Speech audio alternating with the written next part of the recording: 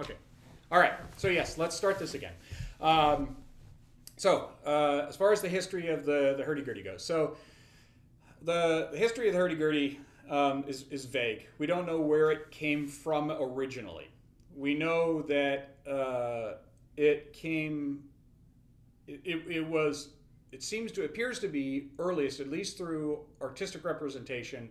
It appears to arrive in Spain, um, which kind of leads me to it's North African.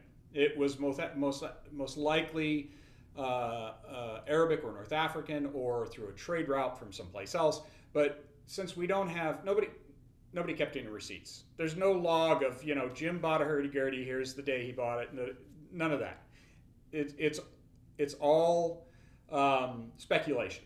So uh, we believe that it came into Spain from North Africa because so many instruments that we consider um, part of our heritage, in general, um, ended up coming from North Africa or coming from India through the trade routes to eventually come to Europe.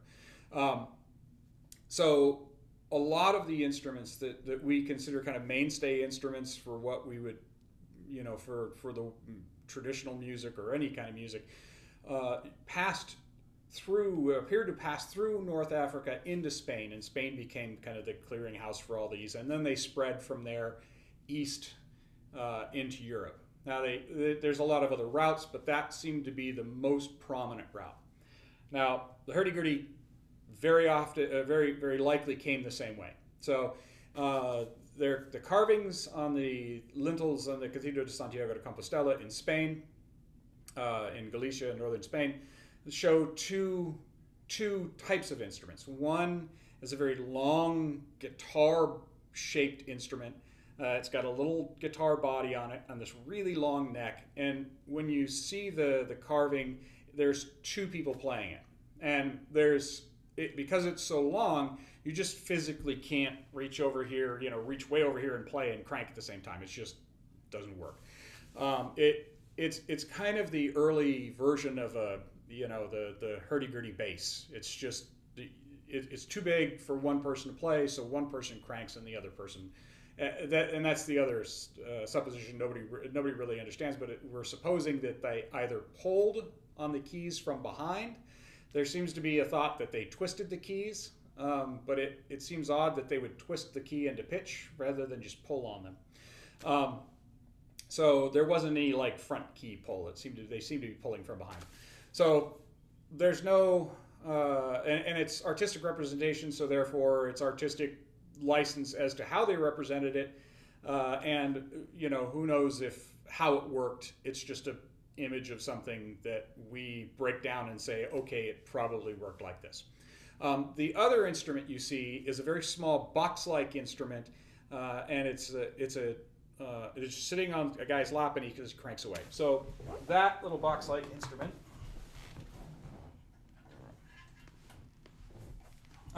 is known collectively here as a symphony. A symphony is not a very loud instrument by the simple design. They tend to be fairly quiet, unless Chris Allen made your instrument, and it's a big box, and then it tends to be much louder than this little instrument here. So this instrument, made by a guy named Brian Tully, and Curtis Barak did the woodwork, and including the little rosette that's on the inside in there. So this little instrument is very quiet, and was, we believe, made to be played to accompany voices. And that basically means that when you crank away, if you don't have a pitch pipe, or you want to have a note to sing counterpoint to, that's what this would do. The big instrument, we believe, is the same thing. So this is very kind of soprano. Maybe the boys sang to this. The other one's very bass. The men would sing to that. So there's a lot of kind of supposition as to how that worked out. But the progression from this to a traditional Galician instrument, Spanish instrument, seems to still apply. The design has changed, the shape has changed, but they don't have a trumpet on their instrument for a traditional Galician instrument, which means that they don't buzz and they use it to sing with. So very much like these little symphonies were. So they would just essentially play and crank away. This one's probably out of tune, so I'm going to leave it alone. But so that's the early symphony, simple box shape. They progressed through time. There's images by Bosch who did artwork to depict the Hurdy Gurdy in hell because he thought that anything that wasn't a harp or a lyre or some tinkly nice sounding thing belonged in hell. So the bagpipe was there, the Hurdy Gurdy was there. There's lots of other instruments that belonged there according to Bosch. But the fact that Bosch painted one gives us this great representation of this is what one of those instruments actually looked like from the time period. So there's a kind of this linear progression. You can see how they change the instrument over time. There's a gap, and there's some early versions of it. There appears to be a gap where there's kind of a critical change in the structure or the design of the instrument where they put on a trumpet. And we don't know where that happened. We know that the painting by Bosch has a trumpet on it. So it has a shen on it, a dog, buzzing bridge. I tend to use shen. The trumpet is the string. I'll tend to use shen or dog, but it's the buzzing bridge. So there's no real fixed date or time that they know that yes they had a dog on the instrument at this point. They just don't know. So sometime between about 1200 and 1400 they developed the dog, and it's been on the instrument ever since. So at some point in time they created the what we refer to as the Henry IV tassel, just in case you need to know. Hurdy-gurdies need tassels. So this really nice instrument, was made by Curtis.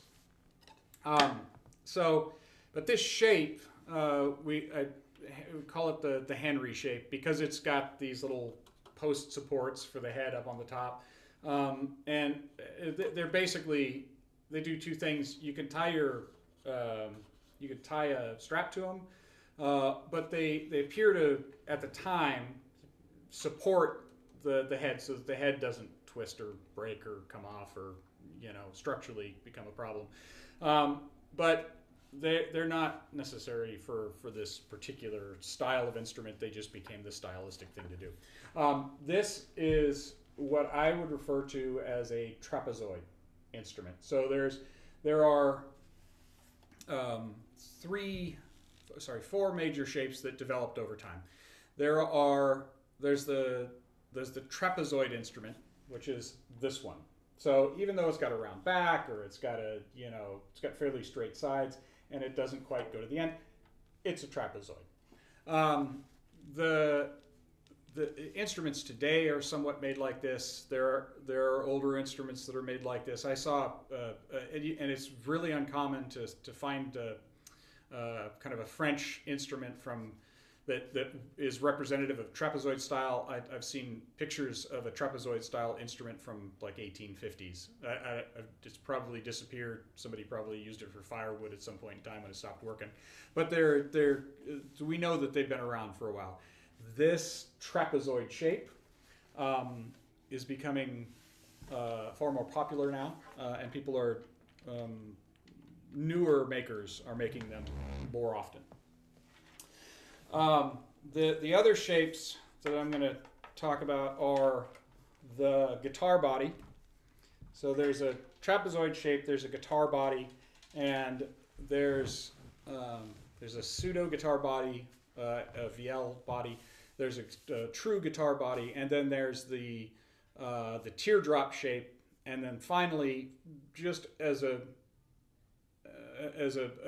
kind of a derivation of the teardrop shape, is the loop back. So those tend to be your four major ones. You've got the trapezoid, the guitar body, the teardrop shape, and the loop back, and all the variations between those. So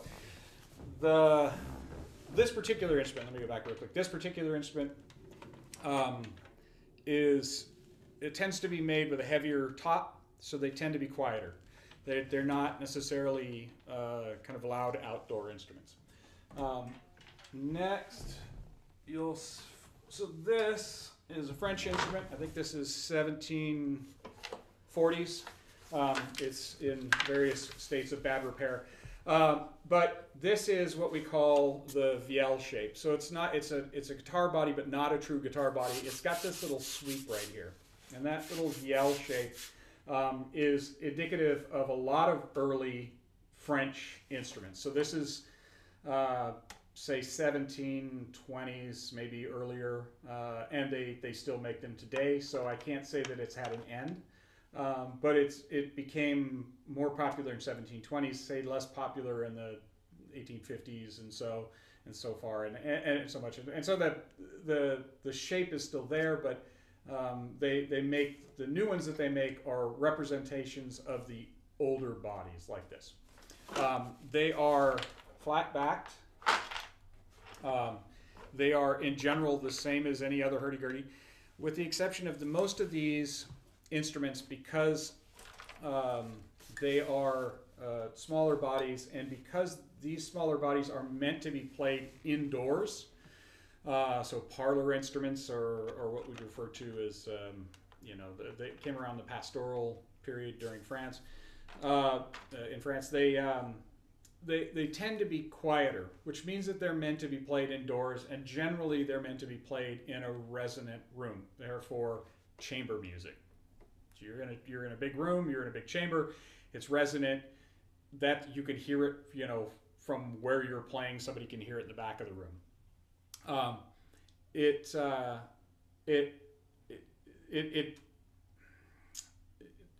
lasted for a long time in terms of the shape. So the shape itself has been around for a long time. So the sound is still there. It's something people still enjoy. They still want to hear it. And that type of music is something that is still popular today, but early music, I would guess you could call it. And then it goes to a true guitar body. So a true guitar body looks like this. It does not have that little vielle taper at the neck or at the head. It's an actual true shape like a guitar. There are early instruments that are actually made from guitars. The body itself is a guitar.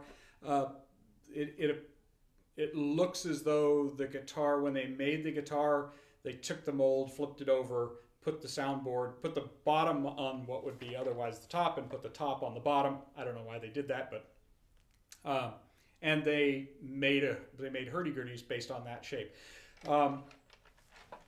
Curtis, this is Lambert. So Curtis has a Lambert guitar.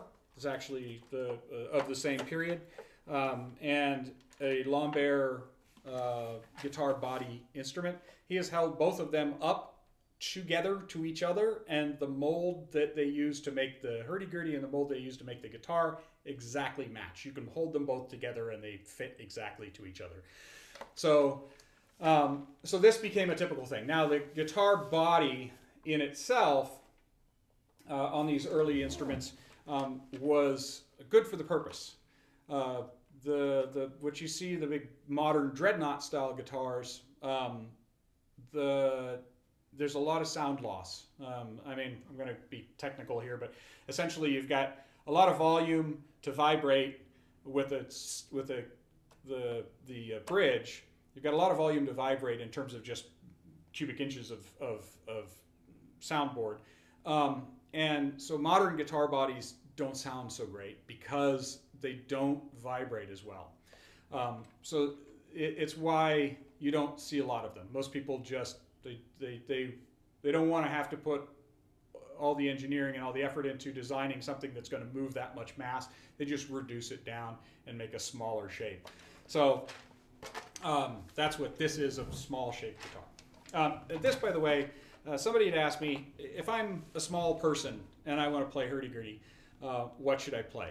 And this instrument is fairly diminutive, and wheel coverless. Is fairly diminutive in terms of just general size. It fits well. Most early paintings you see that represent women playing, they're almost always playing this style of instrument. Now, that being said, there is a woman in France who I've not met her, but I've told she's not very tall. She's a kind of just average height.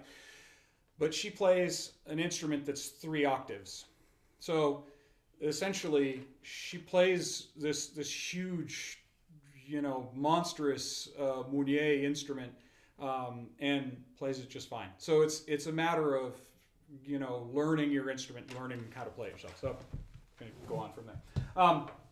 Guitar body. So that's probably 17. I don't know the date on that one. It's probably 1750s or it'd be 1760s because it's a lumbar.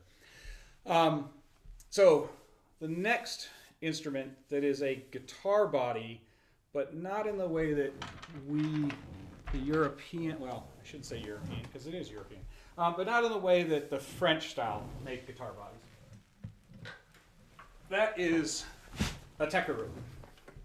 So, and I don't speak Hungarian, so I'm just using my horrible English to say tekeru. So hopefully, if somebody else has the proper pronunciation, they'll forgive me. So tekeru is a Hungarian instrument that is a larger guitar body.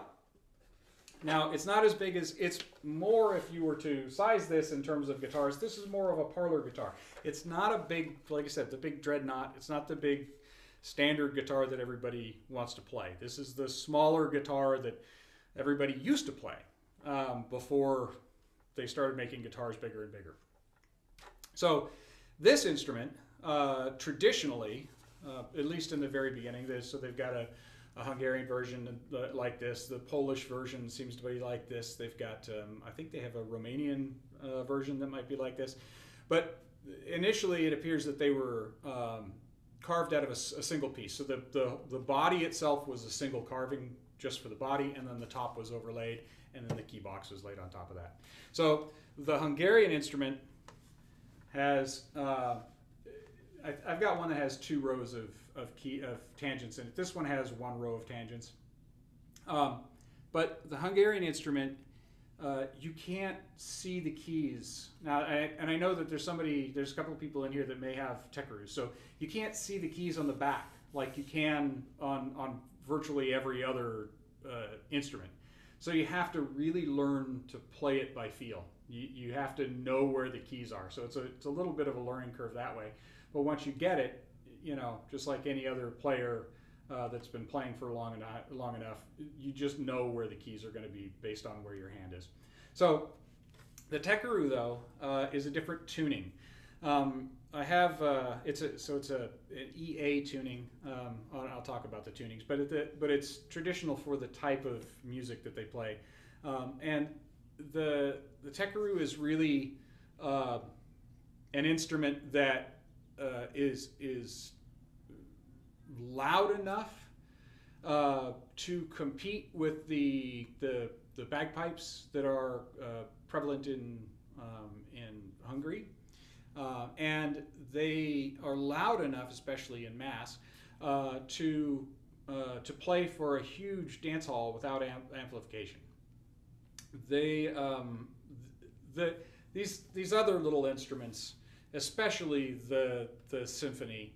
The symphony, you're not going to bug somebody in another room. This, your neighbors may complain. I mean, they're loud. so this is the shape that ended up. This is the guitar shape, the true guitar shape. And then we get to what is it? What I call the teardrop shape. Now I don't have an earlier one, so I'm gonna use my Roboyo here. So Roboyo makes a typical teardrop shape. And the difference between a teardrop shape and the trapezoid shape is that they tend to have curved sides. They have curved bottom bends, and the trapezoid shape. There's lots of paintings and lots of etchings that show this straight-sided body with these three little lobes around the bottom. You often see it as a Flemish painting. That particular one I would still consider a trapezoid shape, but I often call them trilobes just because of the three little lobes that they have on the bottom.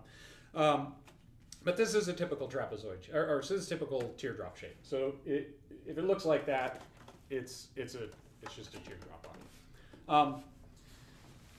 And these vary.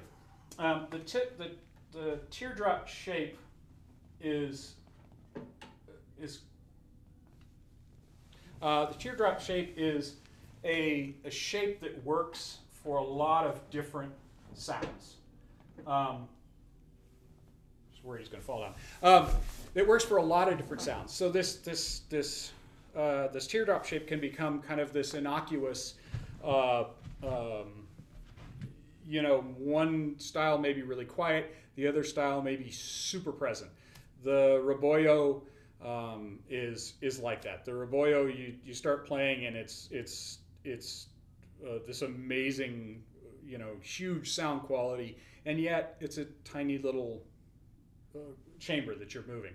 Same thing for like Neil Brooks' Wren, the Neil Brook Robin. Those are all smaller teardrop shapes, but they still have these really great sounds. I think the hummingbird, I would consider the hummingbird, that this new small one he makes is more of a trapezoid shape. Still same thing. It's the amazing sound, tiny body.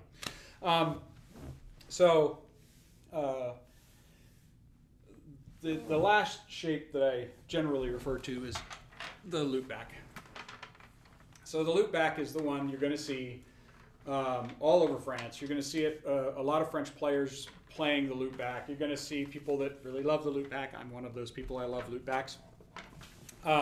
And what you're going to, the difference in general in the loopback is still a teardrop shape, but it has that bold back. Now I'm going to kind of go back and start again with the sounds of the instrument. So the little box instrument, that symphony, is quiet. It's really meant to be played indoors. It's meant to be played someplace really resonant, inside a cathedral, really resonant, and you can hear it a long distance because it's meant to. It's quiet and it can be heard all through this really resonant place. Same for that really big 5-foot one.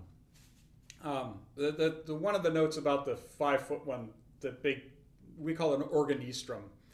One of the notes about the organistrum is just as a quick side note is it took two people to play it. In the imagery that you see of those two people, they're both kings, and both of those kings are basically sitting next to each other playing an instrument, and it may just be a parable. You can't make music if you don't cooperate. So once again, get a teacher. You make better music if you have a teacher. So those instruments really meant to be used in really resonant rooms. The smaller bodies, like the vielle shape, the guitar body, those are meant to be used in also resonant rooms, but they're louder than the other versions, which means that you can use them in a smaller setting. A chamber, like we were talking about, is just something that has enough resonant qualities to it so that the sound will travel. They were played. A lot of these early French instruments were played with the musette de corps, which is a very quiet, very non-Scottish bagpipe. Musette de cor is this beautiful sounding instrument, but if you walk too far away, you can't hear it play. Versus a Scottish pipe where they make them play outside the city because it's too damn loud. So those are really made for these internal, in these resident room playings. And then the earlier instruments like this Henry, we're not quite sure. They're a little bit quieter, so they might have been able to be played outdoors, but they might not have been that loud. So it would have been for maybe dances or weddings or what have you, but it wouldn't have been for 300 people on a dance floor. The progression from these quieter, smaller instruments eventually moved its way into. So this is it's a copy, but this is a copy of a Louvet. A Louvet was, like I said, this premier builder in the from about 1710 all the way up. I think the last his family stopped making in 1770 or 1780. I'm not sure, but it went father and then son, and there was a great nephew or something that made the very last one. So, but one of the things that's notable about this instrument is that even though it's a lutback and it's designed to be once again played indoors, it's got this back on it that's shallow. So if you look at the lutback and you look at the modern lutebacks, if you look at this Louvet and you look at the modern lutback, you can see that there's a huge difference in the depth of the bowl on the back. So these were played, like I said, indoors. This is a hardwood top. This is a mahogany top. It doesn't resonate like spruce, so it doesn't resonate like a spruce top, which is most modern instruments. This mahogany top means it's going to be quieter. It means that the sound is warmer, but it doesn't travel. So this use of this lute back became more and more popular the more the instruments moved to be being played outdoors. So this the volume of air basically in this instrument helps determine how much sound you get out of it. It's the movement of the soundboard, but also the volume of the air behind the soundboard that allows it to vibrate into the space and then out away from you. The flatback instruments are almost always quieter. I say almost because the Raboyo is somewhat of an archback, but it's really loud. There's plenty of flatback robins and wrens that are fairly loud, but they tend to be less loud than lutebacks, and that's because the luteback is it's a directional cone, just like if you have a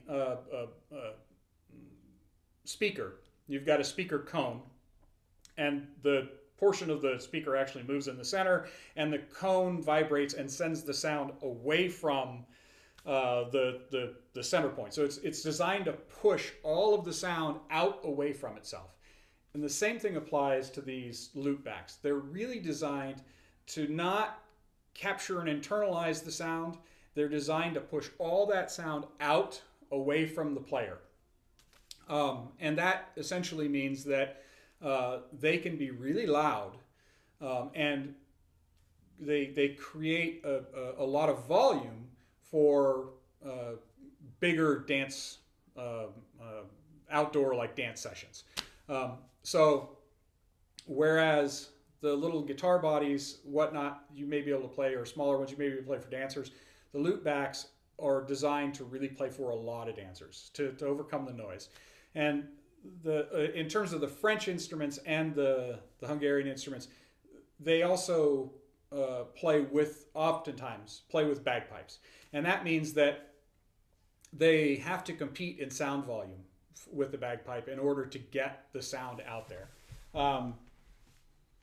The and that happens in a lot of ways. You know, there's a lot of structure and engineering that goes involved in these. One thing I want to point out, because somebody asked me the other day, and I want to make it clear. This violin, which is dusty, which tells you how much time I've spent on it. This violin has 23 parts. Just so you know. So front to back, whole thing, 23 parts. This, come on, get in there. This Hurdy Gurdy has 23 keys. There are 40, no. Well, normally there are 46 tangents. This is a 3-row. I can't do the math that fast. There's one bridge on a violin. There are 3 bridges on a Hurdy Gurdy, right? You get your main bridge and your drone and your trumpet. There are 2 of these ears down on the ends, which you don't have on a violin. There's the nut down the center, which you do have on a violin, but you have 2 of them, or in this case 3 of them, on a Hurdy Gurdy. The Hurdy Gurdy is vastly more complicated. Like, not to the extent where somebody says, "Oh yeah, I'm just gonna, we're just gonna slap one together. I've got this weekend. We're gonna build one." Vastly more complicated.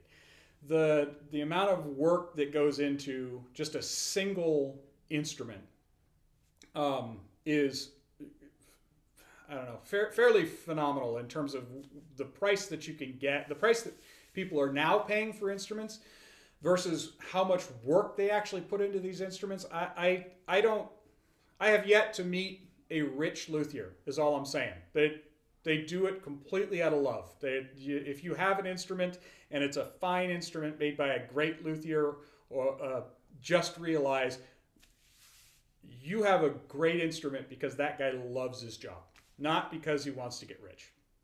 So, but what's involved in making these is, you have to have the metal working for the shafts. You have to have the design and layout. You have to make them aesthetically pleasing. People don't buy things that aren't aesthetically pleasing. You could make a really ugly hurdy-gurdy and it'd sound great, but nobody's going to buy it if it doesn't look good. All of the work that goes into these is the portion of the instrument, that makes it great. With all of these instruments, especially the instruments, the early instruments, all the way up to these modern instruments, the mechanics have remained the same.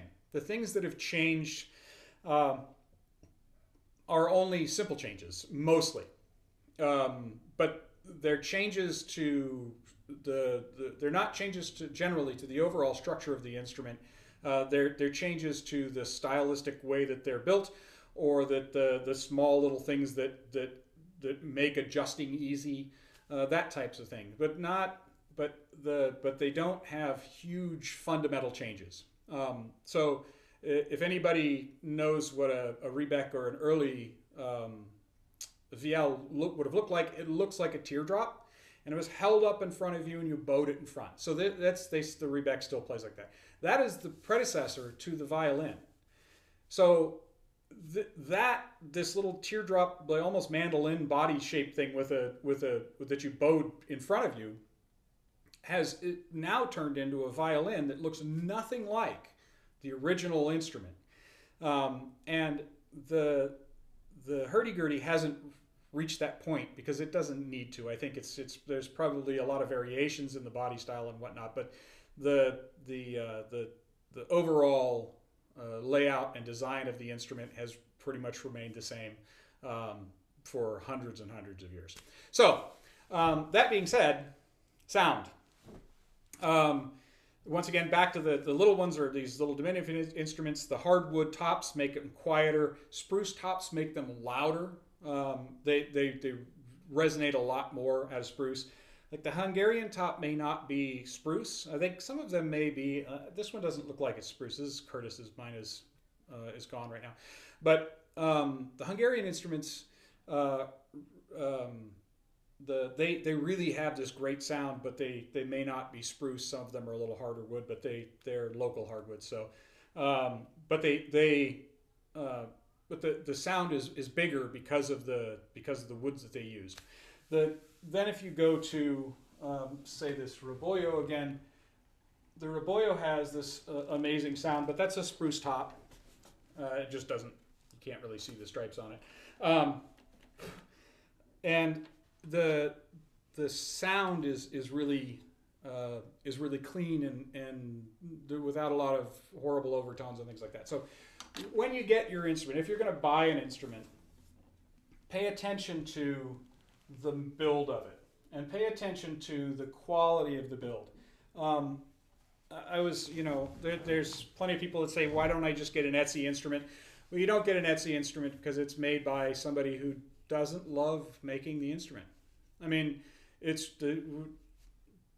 they're selling them for $400 because they can pump them out and get them out the door as fast as possible, stick them up on eBay, stick them up on Etsy, and somebody's going to buy them. They're going to make another one and pump it out as fast as they can. The love for the instrument isn't there. It's a production version of popping the thing out. And without the love of the instrument and the love of the build and the trying to make something that is truly superb, you don't end up with quality. So just an overall warning for that. Now the last thing is that all of these instruments, they went from these big internal spaces to a smaller internal space to now this instrument that is designed to project outdoors for dancers.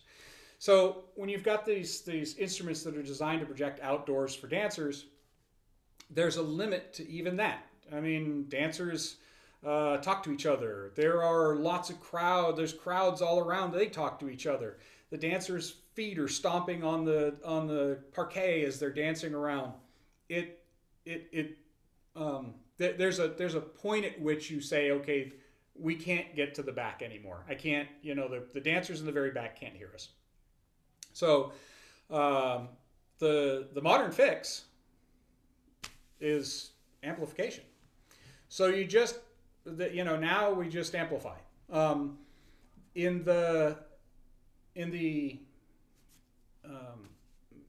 Earlier, say as things progressed, if you're a fan of early music, you know that what we now consider equal temperament at 440. 440 hertz for an A. At one point in time could have been as low as like 362, and it's gone up over time. And it's typical Baroque tuning would be 415, and that's because that's an agreed on temperament. But there are Baroque instruments that are 392, and what that means is that over time the sound of music changed. The way that you the way the timbre of the instrument, or the music played, I guess I should say. But they have moved it up to 440 today, and even you'll even get concerts now that are being played in like 442, 444, 446. So they're even moving it up farther and farther still. So, but what that means is that when it was way down low, the volume was lower and the sound was richer. So you needed this rich sound. You needed this more complete sound to get they wanted a more complete sound, I guess I should say, to fill the room a little better. Later on, as they started playing and the environment became outdoors, they didn't need so much this kind of warm sound. They need it way out there. They need the sound to be out as far as they can get it. So they keep pitching it up and up and up. And the other way to do that, aside from just pitching the tuning up, That is to change the tuning. So we typically play in G if we're going to play Baroque music, and I'll explain that here. But we typically play in G, and the Center France players typically play in D, and some of the Northern Flemish players are in D. Some of the German players are in D, and it's because the G is a lower tuning, and the D is a higher tuning, and you can hear higher sounds farther. So if you want to reach somebody, in the back of a whatever crowded space, you don't go, "Hey Jim," you scream at the top of your lungs, "Hey Jim," and he'll hear you because you're pitching way up so that they can hear you farther. The same happened with these stringed instruments and bagpipes as well. So they wanted to get the volume out. They wanted to get the sound farther away from them so that they could keep the dancers dancing. Now, what that means is that, and by the way, the Tekru is in EA, so it's even pitched higher still, higher and lower. It's interesting. Anyway, so the change comes around not necessarily because you want to have this particular tuning, but rather because of the reason that you want to have the tuning. So if you're going to play indoors, a G would sound great. Just a regular G instrument in unison G like we play for French music would sound great. An instrument in D would still sound great, but it's better outdoors. And then AE or EA, sorry, is a great sound for lots of much bigger space. Now, all that being said, with amplification, you throw that all out. There's no reason to have tuning that is specific to a region if it doesn't fit within the music that you want to play. So if we'll go to these sessions where in France where we'll sit down and everybody's playing in G. I play in D all the time, so I always carry around a D instrument with me. And that means that I don't, I'd have to play kind of up on the scale in order to meet everybody else's kind of G tuning. But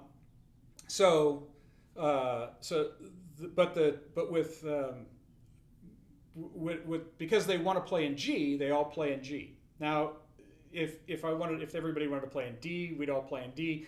But once you get to the point that you're amplifying your instrument, it's no longer about I need this tuning because it's in a quiet room, or I need this tuning because I'm going to be outside. You've amplified it. It doesn't matter what tuning you're in. It just you carry as far as you need to carry.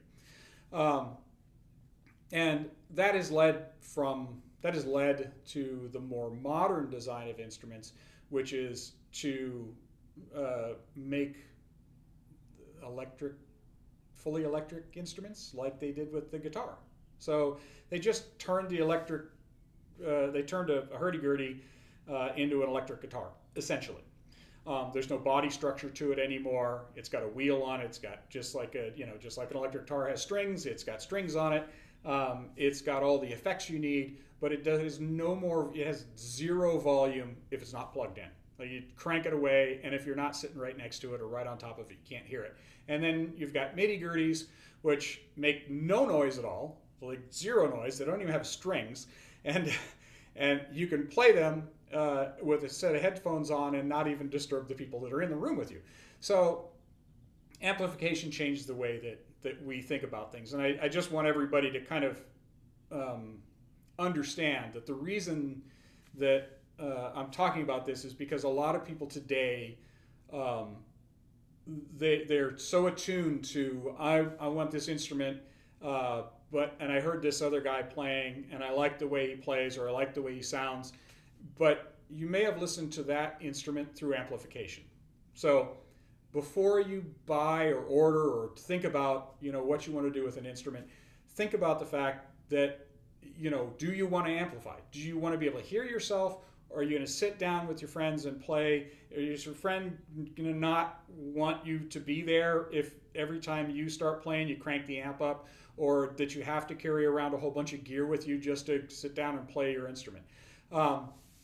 So keep those things in mind. There's plenty of like I don't have it here, but I've got a Weichselbaumer. It's got an amplification system in it, but it's internally and the acoustically it sounds amazing. It's just a great instrument. So be mindful of what you want to play and how you want to play it. Don't assume that what you hear, especially through somebody playing online or whatever, is what you're going to get. Oftentimes they may be playing through an amplified system. Okay, it is 11:45. So I've got question. If anybody has questions, I can't. By the way, just so you know, I can't see the chats. I know they're there, but I have to lean way in to look at them. So I can't really read them while I'm talking because my screen is small enough that I can't see it. And even with my glasses on, I have to lean in and, like I said, get into everybody's personal space. So, Would you like people to just unmute themselves and ask yes, questions if they have them? yes. Cool. Well, I have one unless someone else wants to start us off. Okay. So anyone? What you got? Okay. So something that you and I have talked about is how the SEO in Google is very tricky for North Americans looking to learn about hurdy-gurdies and buy them. So what method would you recommend for people who are looking to buy a hurdy-gurdy but avoid the pitfalls that we have like Etsy and eBay and Alterwin? Like how, I'm not looking for a list of luthiers, but how would someone find that list of luthiers? Or how would they know where to even begin looking for an instrument? Okay, perfect. So there's three ways. The way I originally found my very first instrument, I went online, I started looking around, and I found my very first instrument by Helmut Seibert because I intentionally misspelled hurdy-gurdy. It's spelled Hurdygurty, and his website came up, and that's how I ended up with my very first instrument. I looked at a bunch of other websites. The time frame, like everybody else, but I want it now.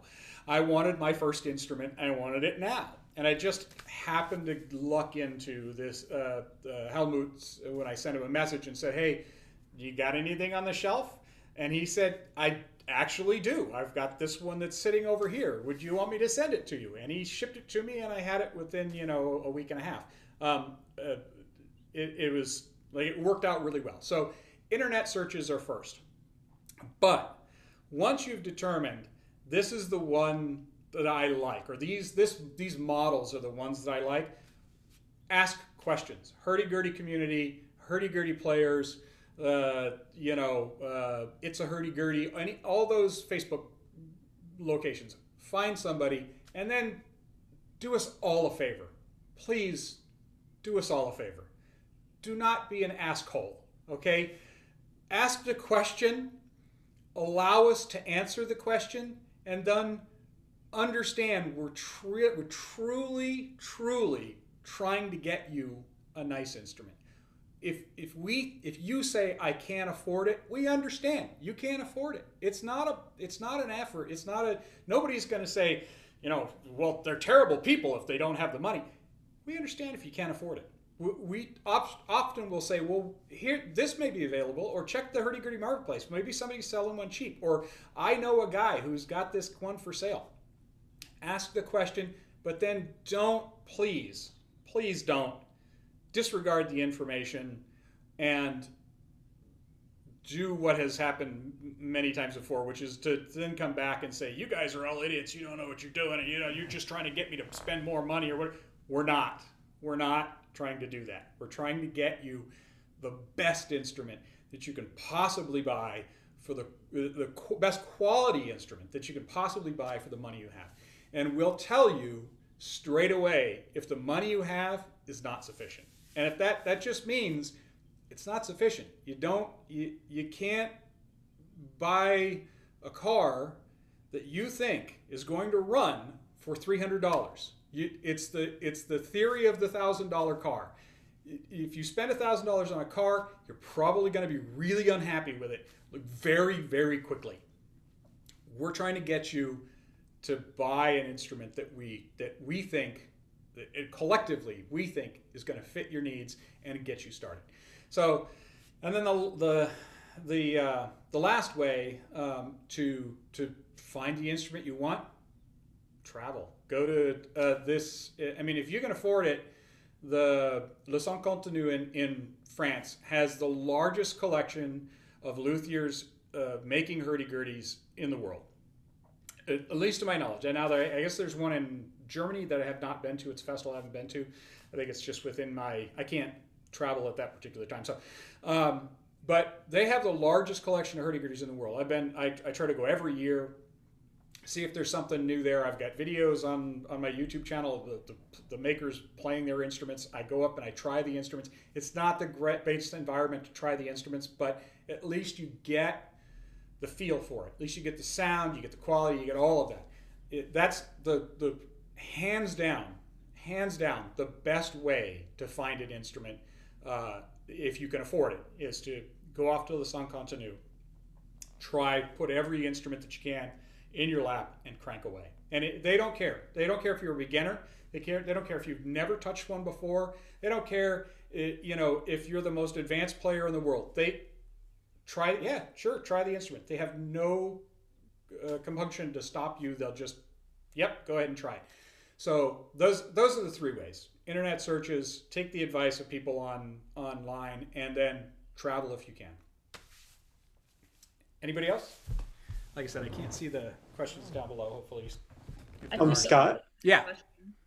My name's Chris, and I just wanted to share with you that I actually have your first hurdy-gurdy. I saw that. You got my experience, the first one with the.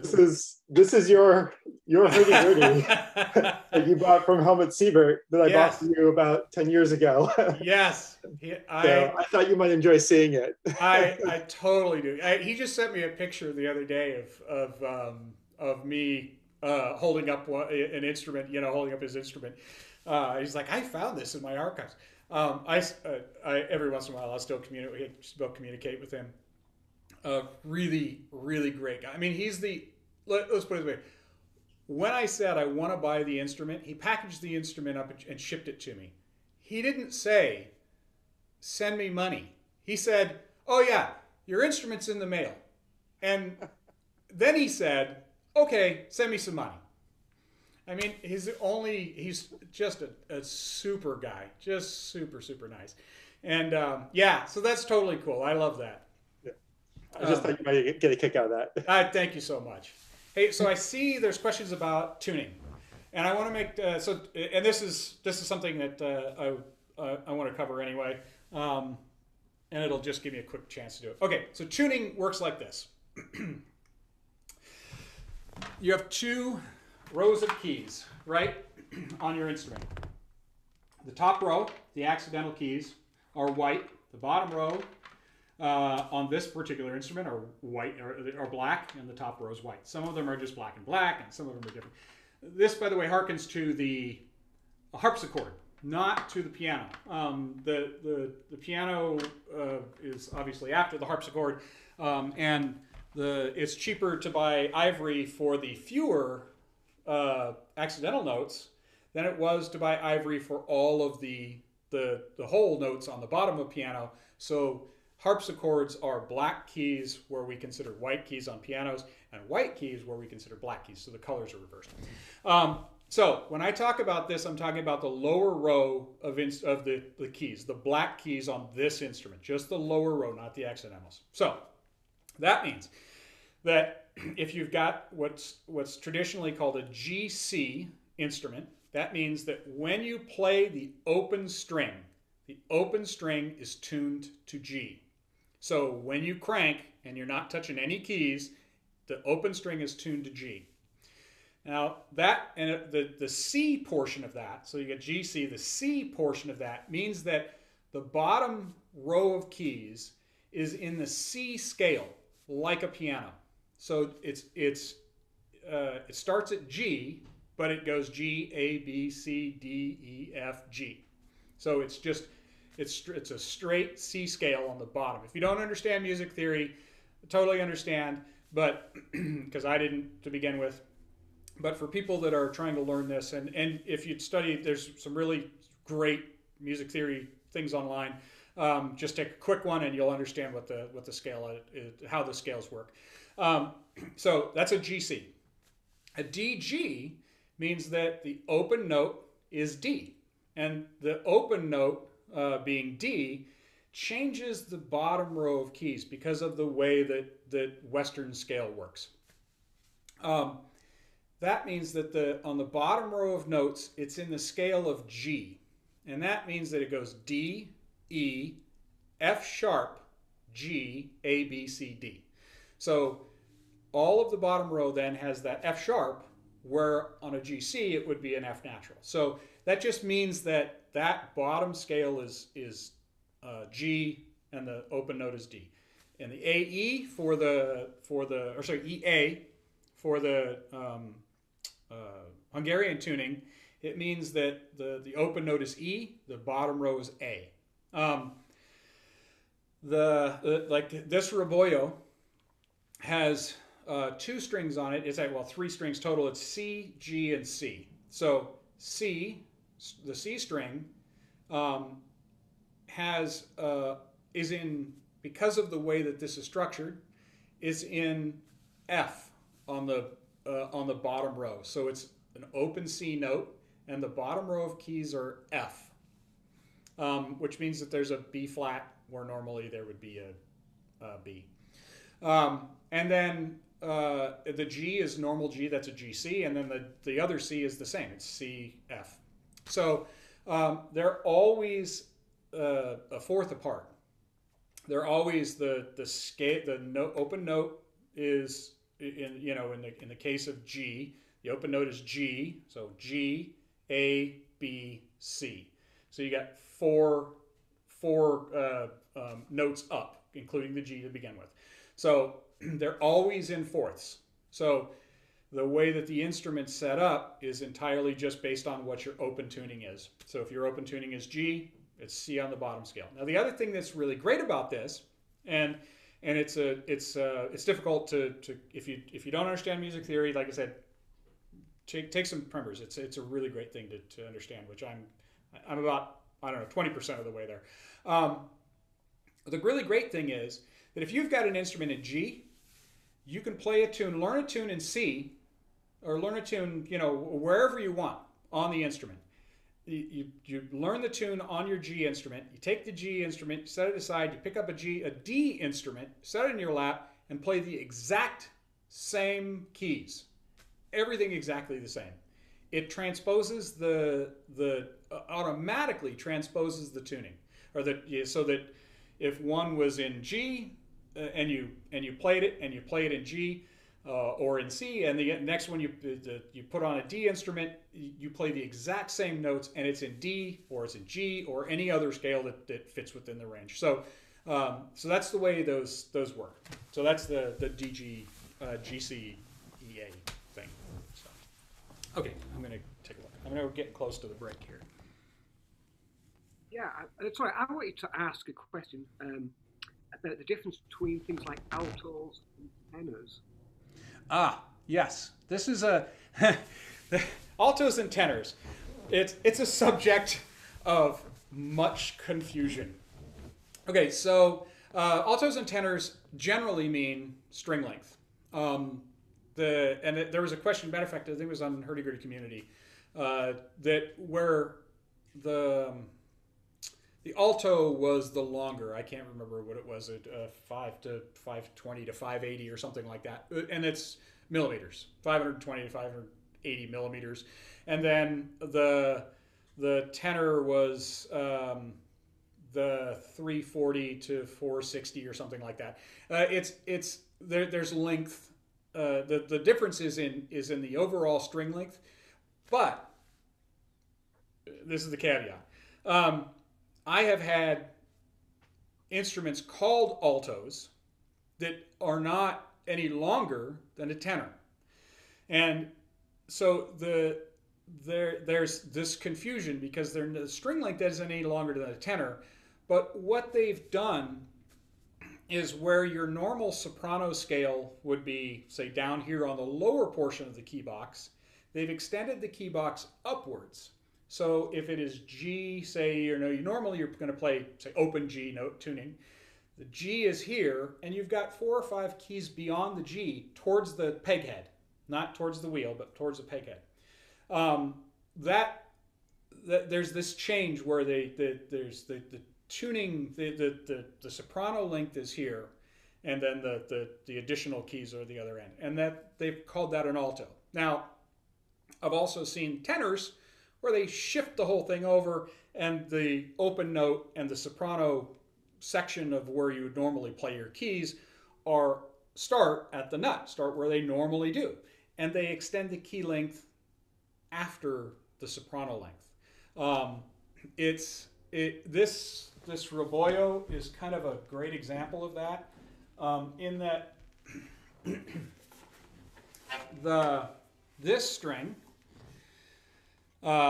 here would be a G or C, sorry, and it would be capoed here for a G.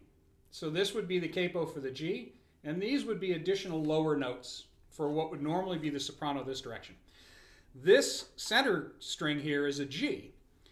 That string, the G starts here, and the soprano length is here. So this is how you normally play your soprano is here, and the additional keys are below it, down towards the wheel. So they're higher up in pitch, whereas the other set is lower in pitch. So it's this. There's a lot of confusion, and the best thing to do, because of that, and because of the way there's not really like this fixed naming convention or identity convention, ask a luthier. If you've got a luthier that says, oh yeah, I make these, I make a tenor, ask them, keys on this end or keys on that end, and what is my opening note, and does it follow the normal key progression as a soprano would, which is typical for, say, like a French instrument, or even many of the instruments, Aplos and all the other instruments. They all follow the same key scale, the way that the ups and downs, the accidentals and whole notes work. They follow that key scale so that you can play them all you can switch from one instrument to the other and play it, and it's exactly the same. And do they add the keys on the end? Or do they add the keys on the upper end, and your normal playing area is in here for the other soprano style? So that's a confusion. But in general, tenor is the mid-length, alto is the longer one, soprano is what we would consider a standard instrument. So if you were playing a G C, yes, and you played the open G note, it would all be the same octave, regardless. It's just about whether you've got extra keys above or below it. Correct. If you're playing in G, yes. If that's the way they typically set it up. If they're playing, the way that they've set their tenor up is that way, and they often, in order to do tenors, they often use viola length strings. Viola length strings. So a normal violin string is 14 and a quarter, 14 to 3/4, somewhere in there. And the viola length is 16, and these are inches. The others were, metric. I'm switching back and forth. The viola length is 16 and a quarter, maybe it even goes to 16 and 3/4. So the strings are longer, which allows for more space before you get to the bowing area, which is where the wheel is. I see some questions, but I can't. Let me lean in and read some of them. And I think we're at break time. I don't know if anybody's off. Hey, there you go. Typical scale length. Thanks, Max. There you go. 520 to 450. There you go. By the way, these are I'm looking at the chat. So if you look in the chat, you can see the information as well. All the parts that go into building the Hurdy Gurdy. Uh-huh. I'm a luthier. I built a lot of other instruments for 40 years. I only built one Hurdy Gurdy a couple years ago, and I talked to you about it.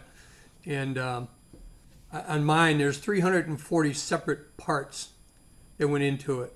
Yeah. And between design and building, I spent close to 1,100 hours building that hurdy-gurdy. That's just, for people who don't realize how much goes into building one of those, it's crazy.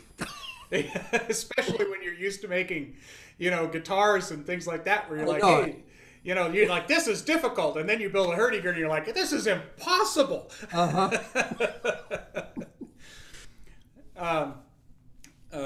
So we're at the break right now. So let's take a quick break, and we'll come back and we'll do the next portion of the meeting here, which I actually have notes for. So okay, I'm gonna run off and let's stop recording for the moment. Yes. Break. It's great you're here, Courtney. That really helps me.